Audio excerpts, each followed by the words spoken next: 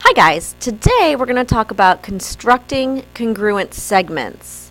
And we know line segments are pieces of a line. They have a stopping point on either end. And how if I draw one on one side of the room, can I draw that exact same length on the other side? And we're going to do that in a little different way today with a video. Hi. Okay, so when we want to construct congruent segments, okay, the first thing we need to have is a segment. And the tools we're going to use to do this are called Euclidean tools. So, a straight edge, not a ruler, and we're going to use a compass. Okay, so we also need a pencil. These are the Euclidean tools we're going to use to construct our congruent segments.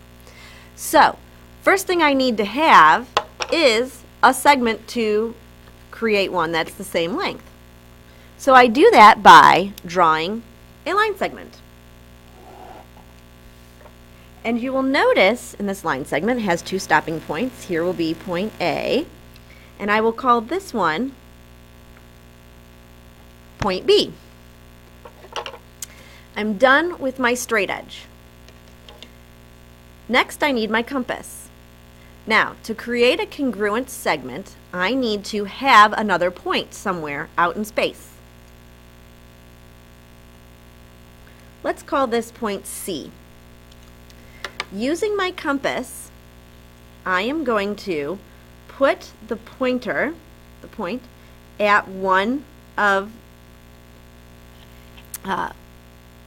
point on my segment, and another one, and the pencil, at the opposite point on my segment, like so.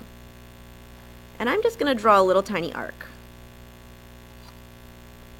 Now, I take my compass point and put it on point C, and I am going to once again draw just a little tiny arc.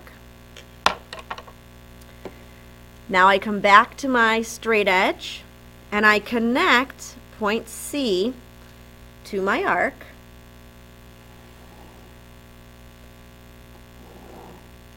and I have created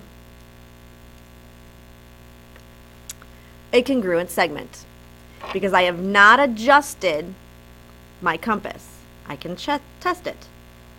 A and B are the same distance apart as C and D. So I have constructed congruent segments. So I can now say segment AB is congruent to segment DC.